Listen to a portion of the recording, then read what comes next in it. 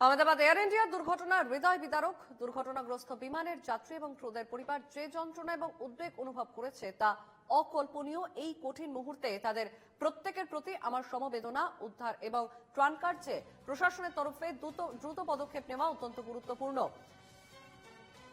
Tweet করেছেন x হ্যান্ডেলে রাহুল গান্ধী, লোকসভার বিরোধী দলনেতা রাহুল গান্ধী এক্সপোস্টে লিখেছেন তিনি যে দ্রুত পদক্ষেপ নেওয়া অত্যন্ত গুরুত্বপূর্ণ। কংগ্রেস কর্মীদের ক্ষতিগ্রস্তদের সাহায্য করার জন্য যথাযথ চেষ্টা করতে হবে। রাহুল গান্ধী, বিরোধী দলনেতা, লোকসভা।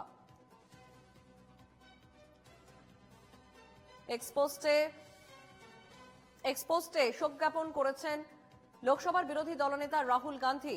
একের পর এক আমরা এক্সপোস্ট দেখেছি, একের পর এক রাজনৈতিক নেতাদের এক্সপোস্ট আমরা দেখেছি। সেখানে প্রধানমন্ত্রী, রাজ্যের মুখ্যমন্ত্রী এবং অন্যান্যরাও এক্সপোস্ট করেছেন এবং একইভাবে লোকসভার বিরোধী দলনেতা রাহুল গান্ধীর তরফেও এক্সপোস্ট করে শোক জ্ঞাপন করা হয়।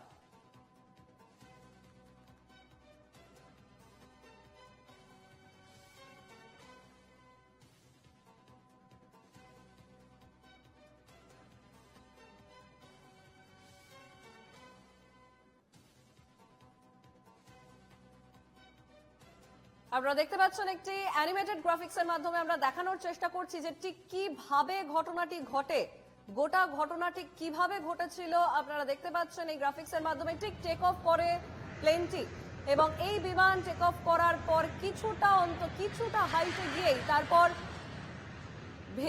তারপর ভয়াবহ বিস্ফোরণ এবং সেই বিস্ফোরণের পর বিমানটি ভেঙে পড়ে একটি বহুতলের ওপর এবং জানা যায় সেই বহুতল একটি মেডিকেল কলেজের হোস্টেল এবং সেই হোস্টেলের ওপরেই বিমানটি ভেঙে পড়ে।